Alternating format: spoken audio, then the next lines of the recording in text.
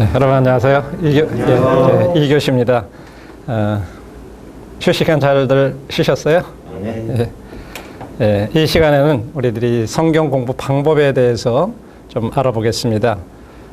물론 여러 가지 방법이 있지만 저는 몇 가지만 이렇게 소개를 드리면 이 귀납적 방법과 연역적 방법과 주제별 방법과 기타 크게 방법으로 나눌 수 있는데, 기타 방법에는 서로 비교해서 공부해보는 그런 방법이 있습니다. 이 용어에 대해서 간략히 소개를 드리면, 귀납적 방법은 여러분 우리들이 국어 시간에, 국문 시간에 보면 귀납적, 연역적 이런 말들을 아마 학교 다니실 때 들어보셨을 것입니다. 많이 들으셨죠? 예. 귀납적이라는 것은 여러 가지 사실들을 다 수집을 해서 어떤 결론을 내리는 것을 귀납적 방법이라 이렇게 얘기하고, 연역적 방법은 반대로 결론을 미리 내려놓고 거기에 관련된 여러 자료들을 거기에 보충, 이렇게 근거로 다 되는 것을 연역적 방법이라고 이렇게 얘기합니다. 주제별 방법은 여러분들이 아는 대로 어떤 한 주제에 대해서 집중적으로 이렇게 공부하는 방법이고, 비교 방법은 이 성경의 한 곳과 다른 곳을 이렇게 비교해 가면서 이렇게 공부해 보는 어떤 그런 방법들입니다. 저는 이번에 여러 가지 방법들 중에 특별히 여러분들과 함께 이 귀납적 성경 공부 방법과 주제별 성경 공부 방법을 간략하게 한번 여러분들에게 소개를 드리겠습니다. 자, 귀납적 성경 연구 방법을 소개하기 전에 여러분들이 몸이 아프셔서 이제 이렇게 병원에 가시게 될 때, 여러분들이 이제 병원에 1차적으로 가시면 어떻습니까? 일단 의사 선생님이 여러분들한테 어떻게 오셨습니까? 하고 물어보잖아요. 그죠? 그럼 이제 여러분들이 이런저런 증세, 열도 나고 속도 아프고 그런 얘기를 하면, 그럼 의사 선생님은 계속해서 질문을 해요.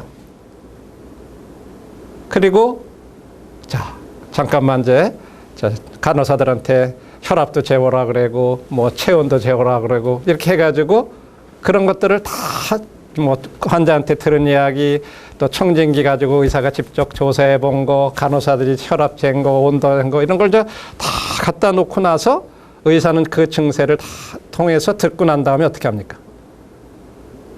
이건 아마 이런 것을 봐가지고 이런 증세 같습니다.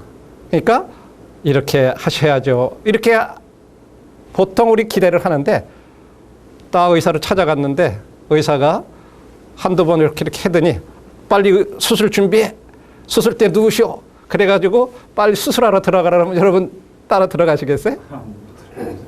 아무도 그렇게 안 하잖아요. 그렇죠? 예. 근데 우리가 성경 공부할 때 그런 식으로 하는 경우들이 많다는 거예요. 예. 그냥 바로 수술대에 올라가가지고 들어가가지고 수술하듯이 성경을 그런 식으로 우리들이 이해를 하려고 하는 거예요.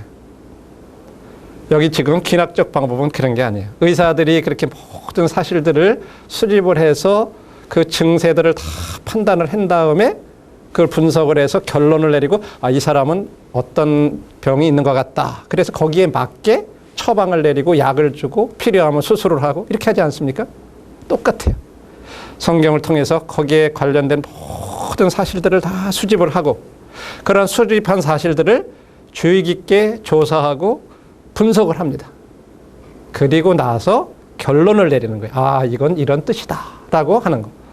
이게 귀납적인 방법이에요. 그래서 저는 여러분들한테 이 성경 공부 방법에 대해서 이번에 좀 소개를 드릴까 합니다. 아마 여러분들이 익숙하지 않은 분들도 계시리라고 생각이 되기 때문에 좀 더 설명을 드리겠습니다. 귀납적 성경 연구는 크게 세 단계로 이렇게 나눠져 있습니다. 관찰 단계, 해석 단계, 적용 단계. 이렇게 크게 셋으로 나눠서 설명을 드릴 수 있습니다. 관찰 단계는 뭐냐 하는 것은 그대로 이 본문 가운데 나는 뭘 보는가, 거기 나오는 사실들을 그냥 나오는 대로 그냥 수집하는 거예요. 그래서 다른 말로는 본문은 뭘 말하고 있나 해서 본문을 읽고 줄거리가 뭔가 하는 걸 그냥 이해하는 거예요. 그게 무슨 의미인가를 생각하는 것이 아니라 이게 무슨 얘기구나 하고 그대로 이해하는 그런 단계입니다.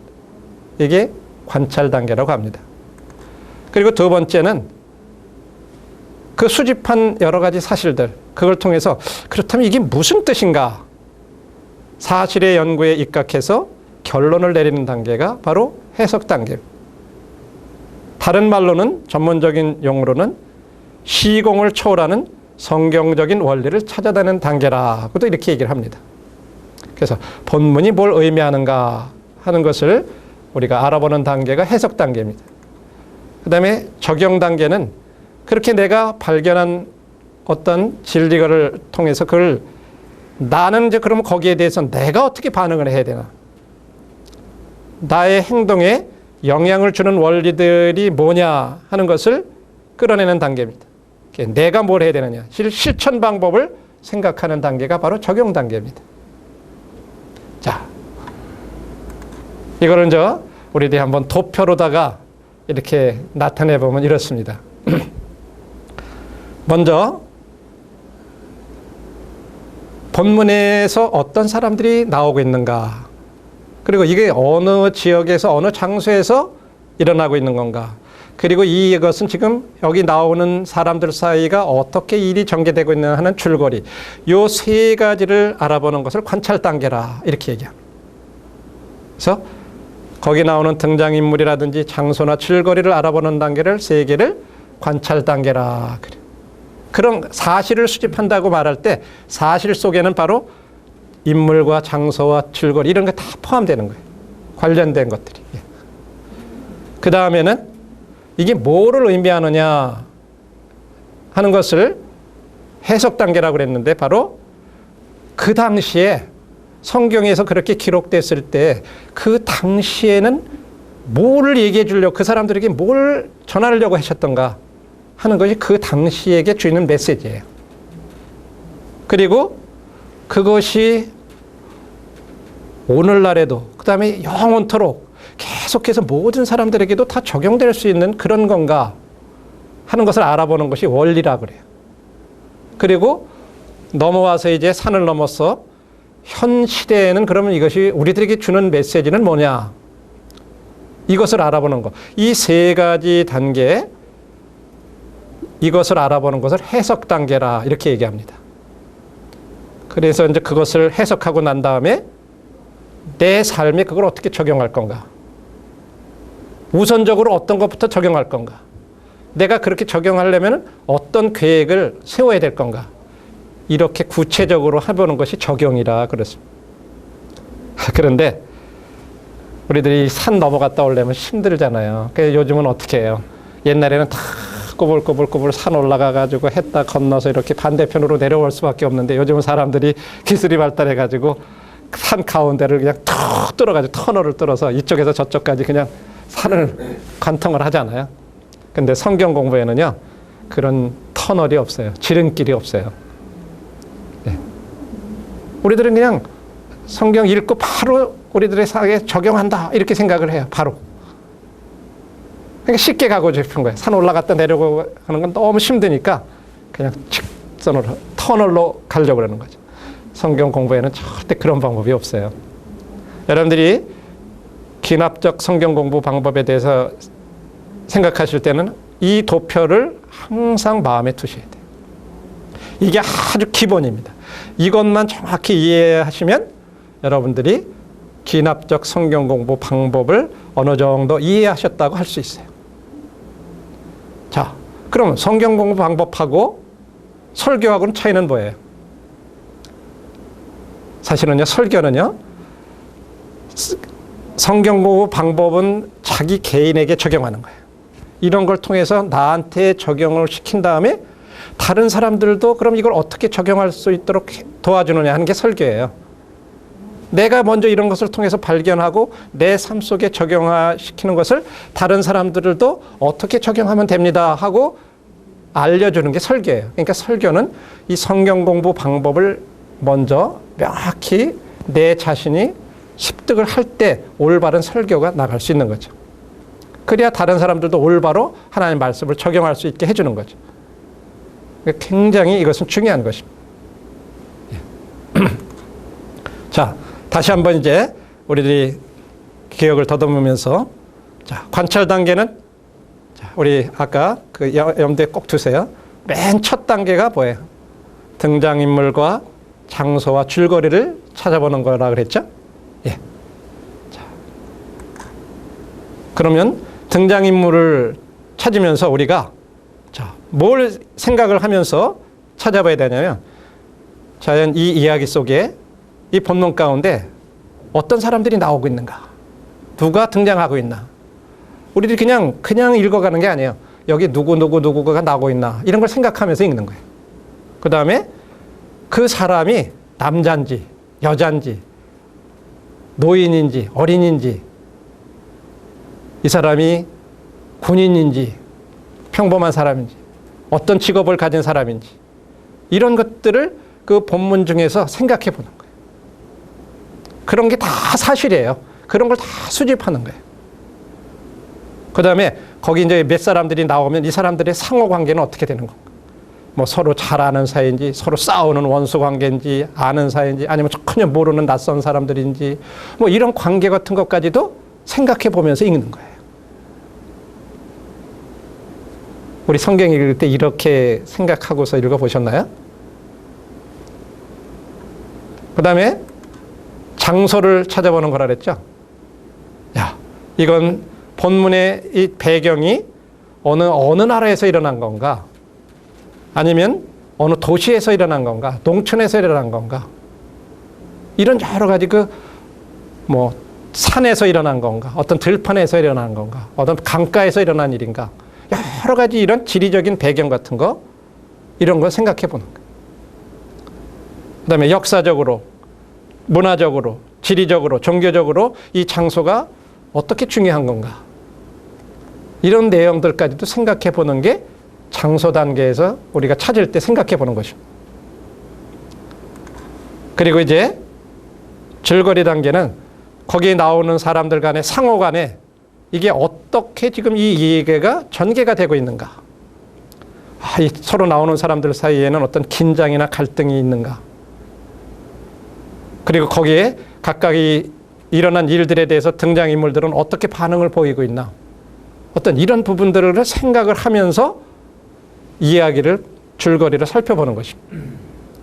이게 우리들이 관찰 단계에서 해야 되는 것들이에요. 아마 처음 들으시면 이해만 일단 하세요. 그러면 조금 있으면 이걸 실제적으로 실습을 해가면서 우리가 하나하나 이런 의미구나 하는 것을 설명을 드릴 것입니다. 그러니까 너무 걱정하지 마시고 이해가 안 되신다고 그래서 그냥 편하게 이렇게 일단 들어주세요. 그 다음에 해석 단계는 또 아까 산을 넘어가기 직전과 넘어가서 이 세 단계를 우리가 해석 단계라 이렇게 했는데 당대 메시지와 원리와 현 시대의 메시지를 찾는 단계가 해석 단계라 이렇게 말씀을 드렸는데 당대 메시지는 그 당시 최초의 청중에게 하나님께서 말씀해 주고자 하는 메시지가 뭐였나 하는 것을 먼저 생각해 보는 것입니다. 다시 말해서 하나님은 그들이 무엇하기를 원하셨나? 그들이 가지고 있던 문제에 대해서 하나님이 어떻게 해결책을 제시하셨나? 이런 것을 생각해 보는 거예요. 근데 보통 우리들이 성경 공부를 하면서 이런 생각을 안 해봐요. 당대 사람들에게 뭘 말씀하고자 하는 것을 생각을 안 해보는 거예요.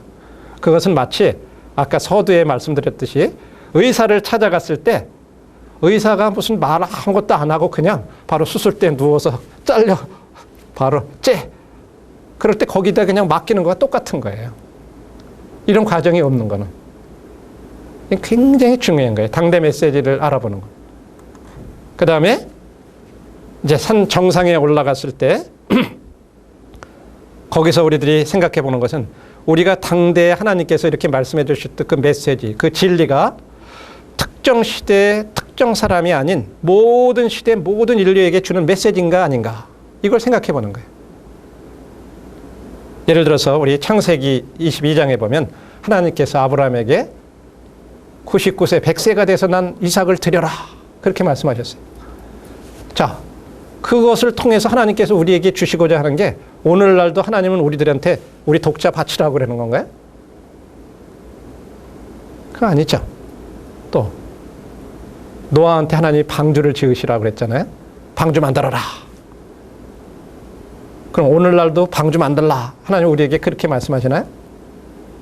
또 이스라엘 백성들에는 절기를 지켰죠. 자, 오늘날도 우리들이 그런 절기를, 이스라엘 백성들이 지키는 절기를 우리날도 지켜야 되나요?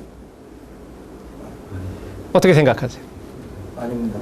이거는 특정 시대 특정 사람들에게 하셨던 말씀이에요. 그죠?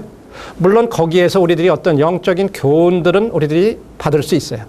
그렇지만 그것이 우리들에게 직접적으로 주시는 메시지는 아니에요. 그렇죠? 그런데 그렇다면 시간을 초월해서 세대와 상관없이 대상에 상관없이 모든 사람에게 시간을 초월하는 어떤 그런 진리가 있는가? 이게 그런 진리인가?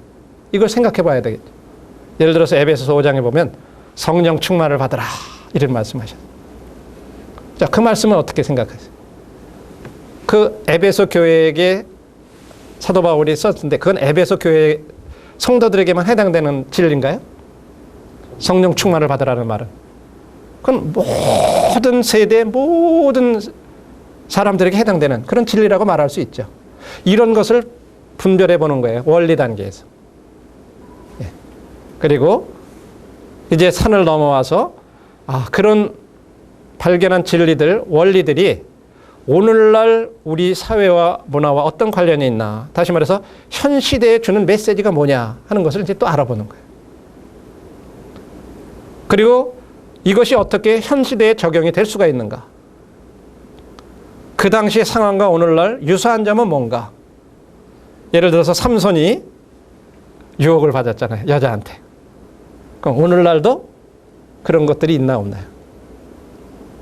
그 당시 사람만 그냥 여자들에게 유혹을 받았나요?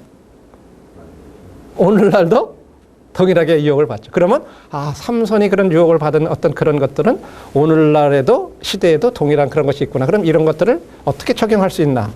오늘날에도 우리 사회하고 어떤 관계가 있나? 이런 걸 생각해 보는 게 현 시대의 메시지 단계예요. 자, 그 다음 단계로 이제 더 내려가서는 적용 단계라 그랬죠? 이거는 내 삶에 이 진리가 나하고 어떤 관계가 있나를 생각하는 거예요. 그래서 내 삶의 영역 속에 어디에 이것을 이제 적용을 할 건가? 이것을 생각해 보는 단계입니다. 우리의 삶은 크게 세 가지로다가 이렇게 나눠볼 수가 있어요. 필요 영역과 성령의 책망 영역과 기회의 영역으로 우리의 삶을 이렇게 나눠볼 수가 있어요. 다시 말해서 내 개인적으로 특별히 어떤 연약한 면들이 있는 부분이 있어요. 유혹을 잘 받는 어떤 그런 부분이 있을 수 있어요. 그러면 그런 부분에 이 말씀을 적용할 때 그걸 필요 영역에 적용을 한다. 이렇게 얘기하는 거예요. 그 다음에 말씀을 이렇게 대하다 보니까 내가 지금까지는 이런 것들이 이렇게 잘못이라고 생각 안 했는데 성경을 보니까 하나님께서 이런 거를 굉장히 악하다 그러시는구나. 죄라 그러는구나. 이런 걸 특별히 깨닫고 너 그런 거 버려야 돼. 너 계속해서 그렇게 하면 하나님께서 기뻐하시지 않으셔. 어떤 것들을 이렇게 강하게 책망해 주는 영역이 있어요. 그랬을 때 그것을 나는 이 부분을 하나님 앞에서 올바로 해야 되겠구나. 거기에 적용을 해야 되겠구나. 할 때 이것이 성령이 책망해 주는 영역이라 그렇게 얘기했어요. 그다음에 또 성경 읽다 보니까 성경에 하나님을 믿고 나니까 하나님께서는 이렇게도 섬길 수 있고 이런 것도 하나님께서 기뻐하시는 거구나. 내가 이런 면으로 보이지 않게도 이런 면으로도 섬길 수 있는 것들이 있구나. 이런 걸 깨닫는 게 있어요. 그러면 내가 이렇게 섬길 수 있는 기회구나. 그런 걸 기회의 영역이라 이렇게 얘기해요. 그래서 첫 번째로 내가 내 여러 삶을 갖다가 이렇게 세 큰 영역으로 나눴을 때 이 어느 부분에 어떤 영역에다 적용을 할 건가를 생각해 보는 거예요. 첫 번째로. 자, 그 다음에 그 세 영역 중에 한 영역이 결정이 됐어요. 그러면 그 중에서도 여러 가지가 있어요. 그러면 우선적으로 내가 변화를 해야 될 게 뭔가 이거를 결정하는 거예요. 내가 지금까지 이런 태도나 성격이라든지 이런 게 보니까 막 예를 들어서 내가 화를 막 급하게 내고 막 그랬는데 성경에 보니까 화내는 것이 하나님의 의를 이루지 못한다 그랬구나. 내가 이것부터 고쳐야지. 우선적으로 고칠 걸 생각하는 거예요. 내 생각이나 동기에 있어서 잘못된 거, 우선 변화를 받아야 될 게 뭐냐? 이 영역이 결정되고 난 중에도 그 영역에도 또 여러 가지가 있는 중에도 우선 변화돼야 될 게 뭔가, 이걸 결정하는 단계가 우선순위 단계예요. 그리고 이제 그게 결정해서 내가 이것부터 변화를 받아야 되겠다. 그러면 그 변화가, 외적인 변화가 일어나기 위해서 내적인 변화가 먼저 일어나야 되는데, 그렇게 하기 위해서 내가 첫 번째 행동으로 옮겨야 될 게 뭔가, 퍼스트 스텝, 어떻게 시작할 건가, 그렇게 변화를 받기 위해서 이걸 구체적으로 계획을 세워보는 거예요. 이것을 계획 단계라고 이렇게 얘기해요. 적용해서 맨 마지막, 이 성경 공부가 어려운 이유가요, 뭐 찾고 공부하고 이런 거는 다 좋아요. 근데 이걸 적용하는 게 많은 사람들이 그것이 안 되는 거예요. 그래서 힘든 거예요, 사실은요. 네. 자, 여기 성경 공부를, 기납적 성경 공부를 등산에 비유를 한 거예요. 일단 올라갔다가 내려와야 되잖아요. 그죠? 자, 성경이 기록된 당시의 그 삶, 거기에 주어졌던 메시지, 그 가운데서 이제 시간을 초월하는 진리를 우리가 발견을 했어요. 그래가지고 오늘날 우리 현 시대 삶에 적용을 하도록 하는 게 기납적 성경 공부 방법인데, 마치 이것은 등산과 같아요. 우리가 등반할 때 보면, 여러분 혹시 등산 해보신 분 있으시죠? 해보셨나요? 네. 처음에 이제 아무래도 최대한 가볍게 해서 올라가더라도 먹을 거는 가져가야 되잖아요. 네. 근데 이게 한 중간 정도 이렇게 올라가다 보면 어떻게 돼요? 자꾸 힘이 들죠? 그죠? 저도 그런 경험이 있어요. 지리산 천왕봉을 한번 올라가 보는데 얼마나 무식했는지, 저는 그냥 산 올라가는 경험이 없어가지고 그냥 구두를 신고 올라갔어요. 근데요, 나중에 내려왔을 때는 구두 밑창이 완전히 빵꾸가 났어요. 그냥 완전히 구멍이 나버렸어요.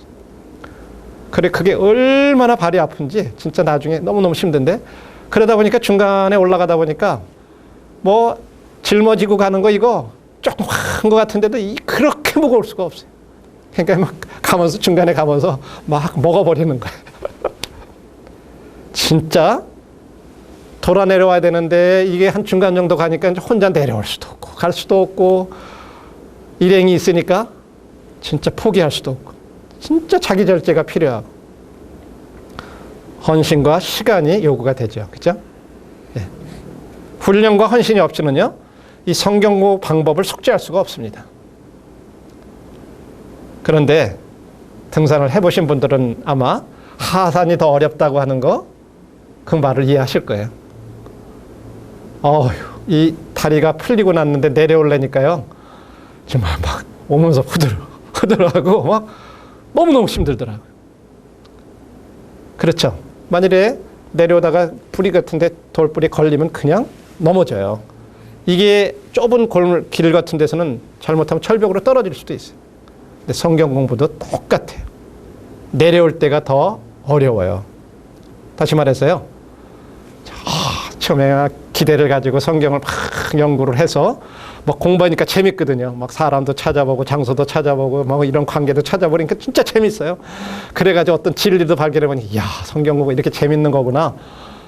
그래가지고 많은 걸 알다 보면요, 나도 성경을 이만큼 알았어 하고 이제 교만해져가지고요, 이게 자기에게 적용을 해야 되는데 다른 사람들 판단하고, 성경을 저런 식으로 보고 그것도 모르고 이렇게 공부를 하는 건데 저런 것도 모르고, 그 다음부터 그렇지 않은 사람들을 판단하고 정죄하고, 앞에서 강단에서 설교하고 나면 저거 아닌 것 같은데, 뭐 설교도 판단하고, 이 내려오면서 그렇게 돼버리는 거예요.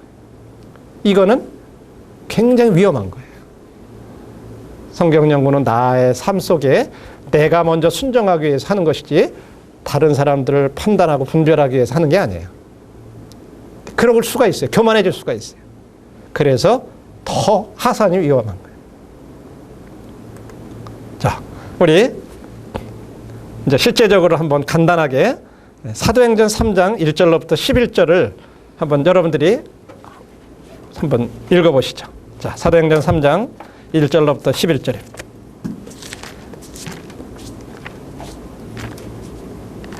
사도행전 3장 1절로부터 11절. 자, 제가 여러분들을 위해서 대신 읽어드리겠습니다. 제9시 기도 시간에 베드로와 요한이 성전에 올라갈새 나면서 안절뱅이 된 자를 사람들이 메고 오니 이는 성전에 들어가는 사람들에게 구걸하기 위하여 날마당 미문이라 하는 성전에 두는 자라. 여러분들이 이것을 읽어가실 때 여기 어떤 사람들이 나오는지, 어떤 장소가 나오는지 그것을 한번 주의 깊게 생각하면서 읽어보세요. 자, 3절부터 계속 읽겠습니다. 그가 베드로와 요한이 성전에 들어가려함을 보고 구걸하거늘 베드로가 요한으로 더불어 주목하여 가로되 우리를 보라 하니 그가 저희에게 무엇을 얻을까 하여 바라보거늘 베드로가 가로되 은과 금은 내게 없거니와 내게 있는 것으로 내게 주노니 곧 나사렛 예수 그리스도의 이름으로 걸으라 하고 오른손을 잡아 일으키니 발과 발목이 곧 힘을 얻고 뛰어서서 걸으며 그들과 함께 성전으로 들어가면서 걷기도 하고 뛰기도 하며 하나님을 찬미하니 모든 백성이 그 걷는 것과 및 하나님을 찬미함을 보고 그 본래 성전 미문에 앉아 구걸하던 사람인 줄 알고 그의 당한 일을 인하여 심히 기이 여기며 놀라니라.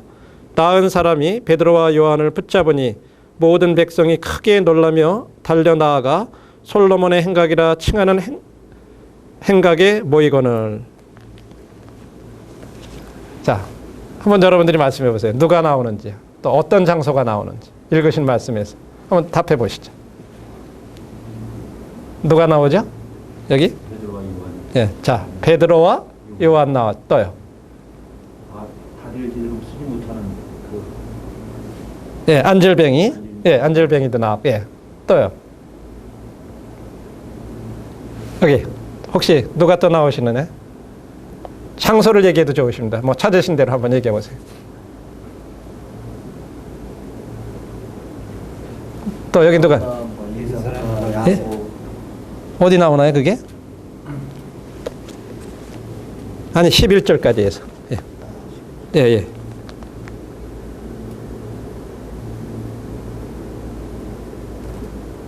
사마리아 어디예요? 몇 절? 8절. 응? 8절. 베드로전서 3장인데? 베드로요? 아니 사도행전 3장. 예. 3장. 예, 3장. 아, 다른 데를 찾으셨나 보네요. 예. 자, 우리 한번 여기 생각해 볼까요? 베드로와 요한이 나오죠. 안절뱅이 거린이 나왔죠. 그 다음에 여기 보니까 사람들이 메고 온다 이렇게 안절뱅이 된 자를 사람들이 메고 온다 하니까 안절뱅이를 또 메고 온 사람들이 있겠죠. 그죠? 그냥 왜냐면 못 걸으니까 혼자는 못 알았을 거예요. 그죠? 그 다음에 여기 보니까 기도하러 성전에 들어가는 사람들이 있었단 말이에요. 그죠? 그리고 여기 예수 그리스도의 이름으로라고 하는 그 다음에 하나님을 찬미하니 그죠? 그 다음에 모든 백성들이 기이 여겼다. 이렇게 여러 사람들이 나오고 있어요. 그죠? 우리 생각 없이 읽으면 이거 그냥 지나가잖아. 이렇게 많아요. 많은 사람들이 여기 등장하고 있어요. 그죠? 근데 장소는 또 한번 얘기해 보세요. 어떤 장소를 지금 언급하고 있는지. 자, 여기 어디에서 일어난 일이에요? 여기? 성전에 올라갈 때. 그러니까 성전, 그죠? 이스라엘 백성들. 성전도 나오고. 그 다음에 이 사람이 어디 있었다 그랬죠? 어디에 앉아 있었어요? 이 거린이? 미문이라고. 예, 미문이라고 하는데 미문이라는 또 장소가 나. 그죠? 예. 그다음에 또 볼 수 있는 지명 이름이 또 뭐가 있어요? 나사렛 예수다 해서 나사렛이라는 것도 나오죠. 그죠? 예. 또 뭐가 나와요?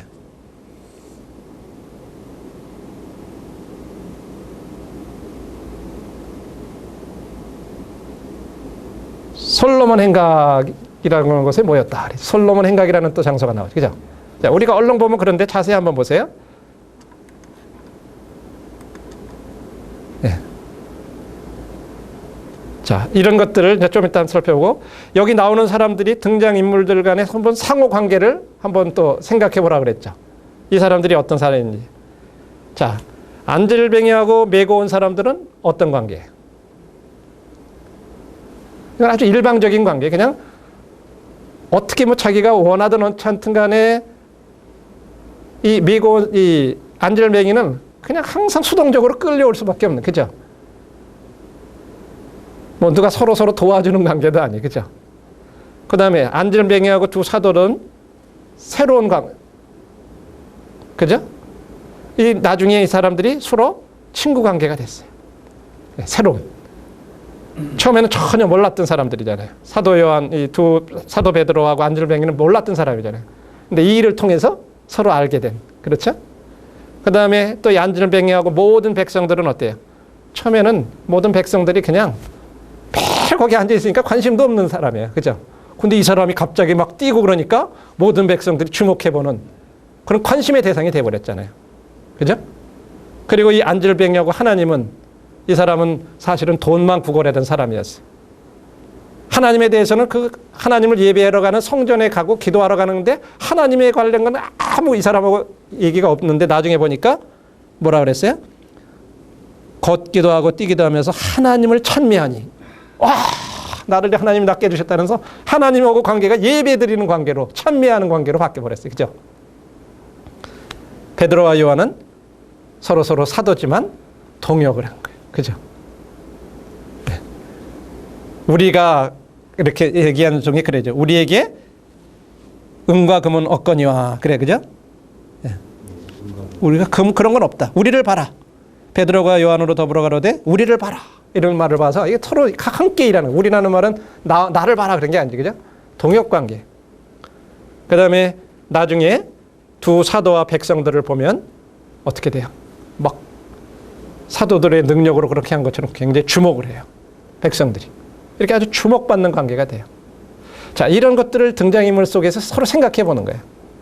그 다음에 이 거리는 뭐라 그랬어요? 나으면서부터 안절뱅이라 이렇게 얘기하고, 이 사람은 사람들에 의해서 살아가는데 의존해가지고 자기 혼자는 도저히 거기 가서 앉을 수가 없어요. 그죠? 그리고 사도행전 4장을 조금 넘어가서 보면 40이 조금 넘었다 이렇게 얘기하고 있어요. 40살쯤 되었다. 그래. 그 다음에 이 사람은 유대인인 것을 알 수 있어요. 이방인이 아니에요. 나중에 이제 그걸 생각해요. 그 다음에 베드로는 어때요? 기도하러, 제왕시에 기도하러 가는 사람으로 변해 있어요. 여기 보니까. 처음에 어부였지만. 그 다음에 가난한 사람을 불쌍히 여기는 그런 사람이에요. 주도적으로 이 일을 수행해가는 그런 사람이에요. 그래서 이 이야기 가운데 이 중심이 베드로를 중심으로 이렇게 이야기가 진행이 되고 있어요. 그렇죠? 자, 그 다음에 이제 여기서 장소를 우리가 찾아보는데, 장소를 찾아보는 이유는요, 우리가 원래 그 일이 일어났던 배경 가운데로 어떤 역사적인 문화적인 상황 가운데로 들어가 보도록 도와줘요. 그 당시에 우리가 들어가서 내가 그 상황 가운데서 어떤 일이 벌어지고 있는 사회 속에 들어가 보는 거예요.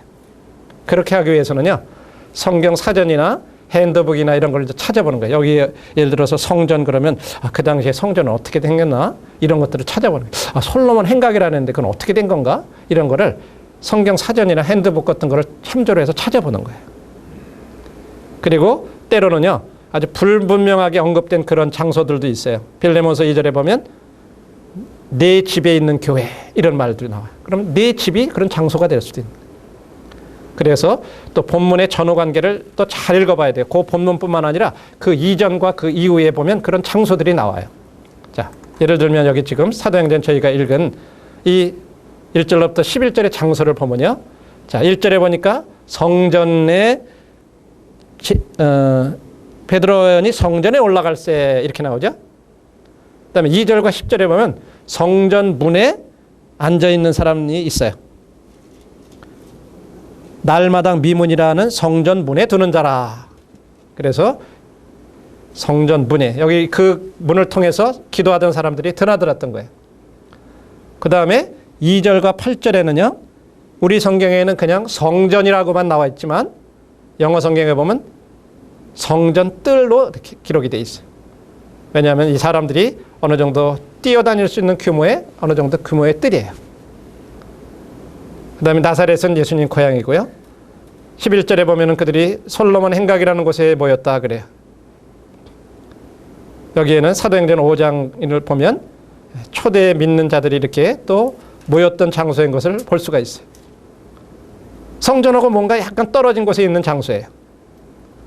요한복음 10장 23절에 보면 수전절이라고 하는 절기에 예수님께서 성전 안에서 행하신 일을 말씀하고 있어요.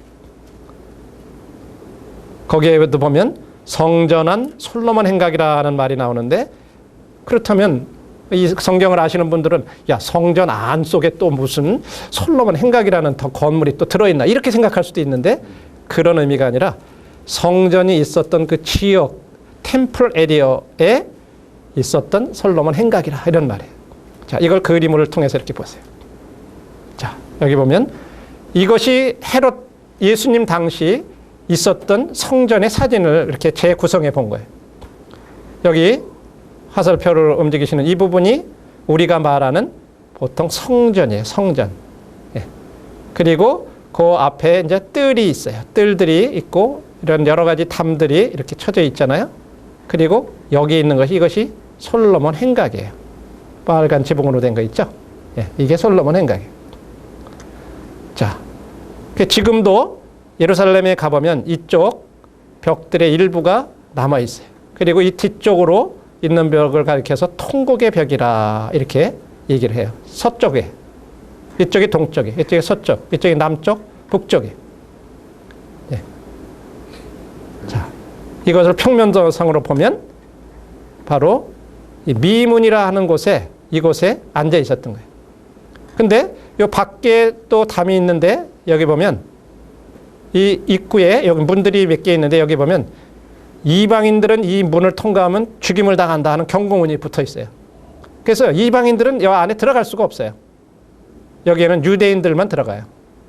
그래서 이 거린이 미문에 앉았다는 말은 그가 유대인이었다는 것을 알아야겠죠. 예. 그래서 낳고 나서 이 뜰에서 뛰었던 거예요. 그렇지. 성전에서 막 뛰었다는 것이 이 안에 말하는 이 성소지성소에 들어가서는 여긴 제사장들밖에는 들어갈 수가 없어요. 이런 명확한 것을 이해하면 아, 이렇구나 하는 것을 우리들이 이해할 수가 있겠죠. 예.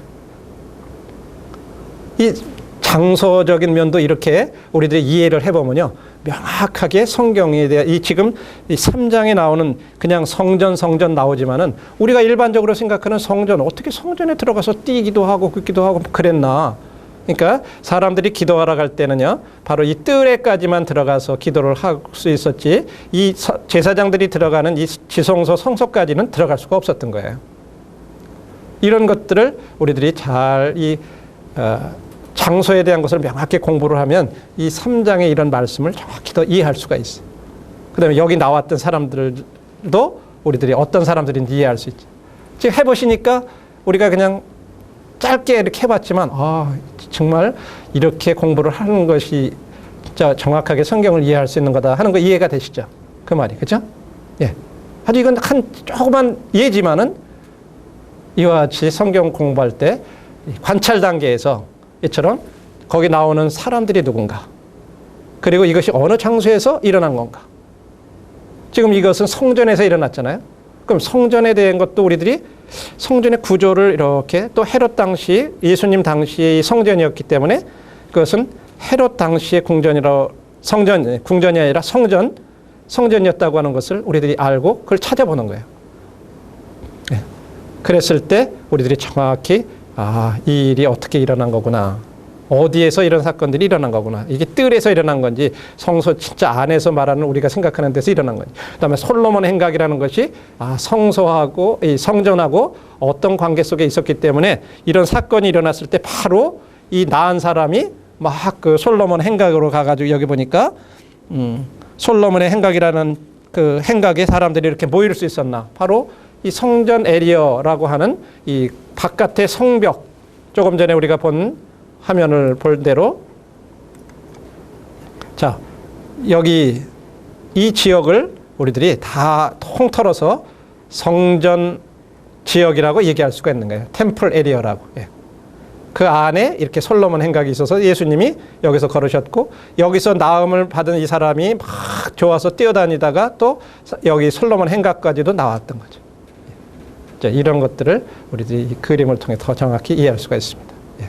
우리 다음 시간에 계속해서 우리 이제 실습을 한번 이 관찰 연습을 요한 3서와 빌레몬서를 통해서 한번 실제적으로 또 한번 해보도록 하겠습니다. 예, 감사합니다.